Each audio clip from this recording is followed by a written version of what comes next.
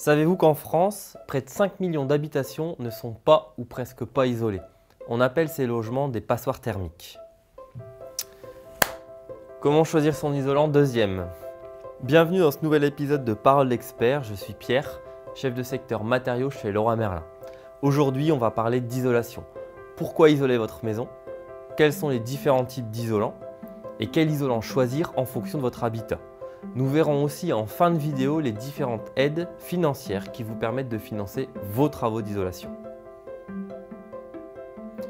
Une maison bien isolée présente de nombreux avantages. L'isolation permet de gagner en confort, en réduisant la sensation de froid et les nuisances sonores. Avec une bonne isolation, vous ferez des économies d'énergie. C'est donc bénéfique pour la planète, mais aussi pour votre porte-monnaie.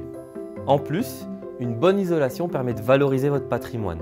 Une maison bien isolée se revendra beaucoup plus cher qu'une maison peu ou mal isolée. Le nerf de la guerre, c'est l'épaisseur. Comme pour un manteau, plus c'est épais, mieux vous êtes protégé.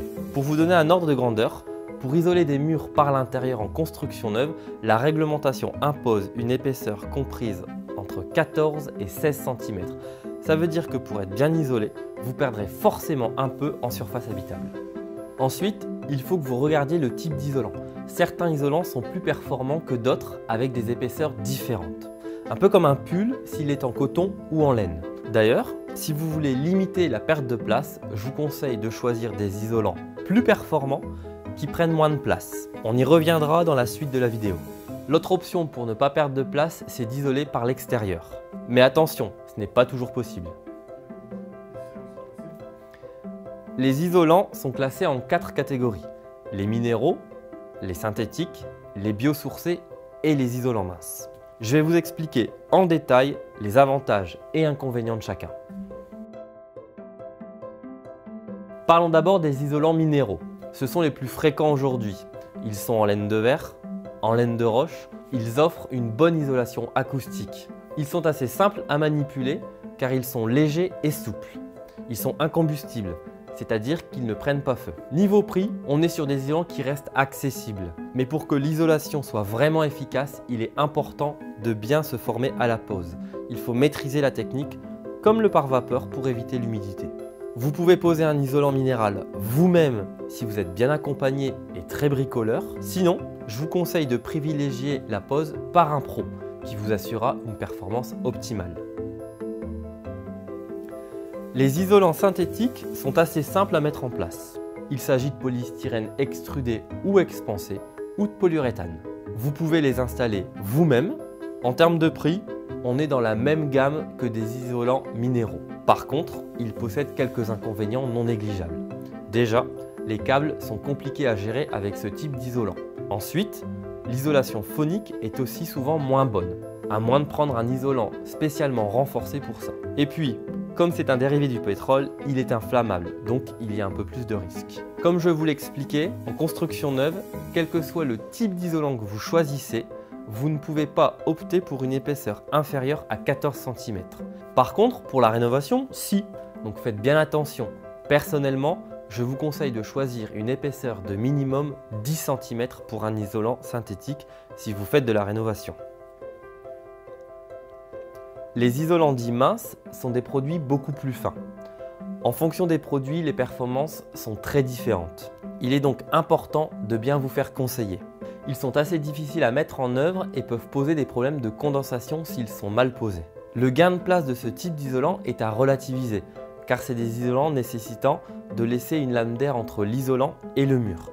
Le mur sera donc plus épais. Sinon, il existe des produits très fins et performants qui peuvent se poser à même le mur, mais c'est assez innovant, donc forcément encore très coûteux. Dans tous les cas, je vous conseille fortement de faire poser ce type d'isolant par un professionnel, parce que c'est un produit très technique et toute la performance dépend de la mise en œuvre.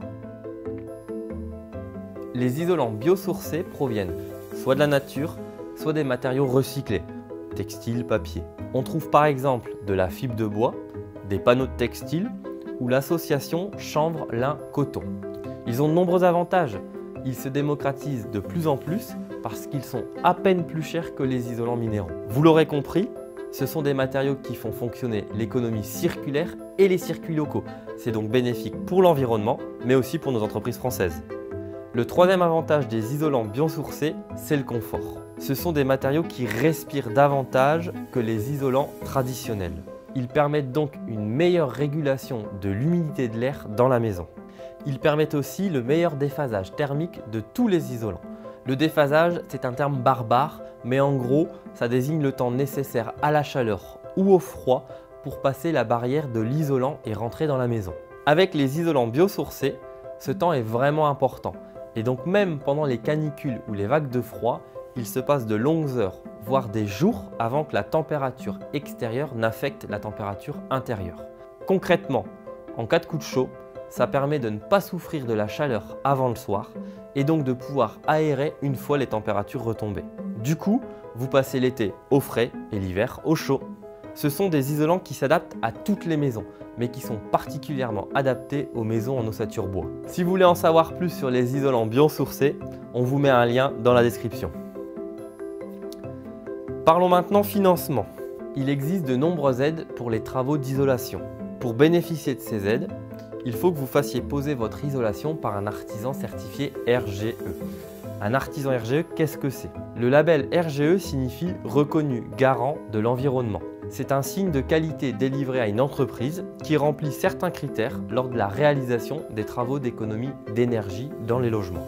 Un artisan RGE vous permet donc d'accéder à des dispositifs comme MaPrimeRénov' ou la Prime Énergie. Ces dispositifs permettent de diminuer fortement la somme à débourser de votre poche. Pour estimer vos droits, il faut aller sur fer.fr pour une simulation en ligne ou bien prendre rendez-vous avec un conseiller fer. Il existe aussi des offres tout compris pour 1 €. Chez Leroy Merlin, nous vous proposons d'isoler vos combles perdus pour 1 € seulement et ça sans condition de revenu.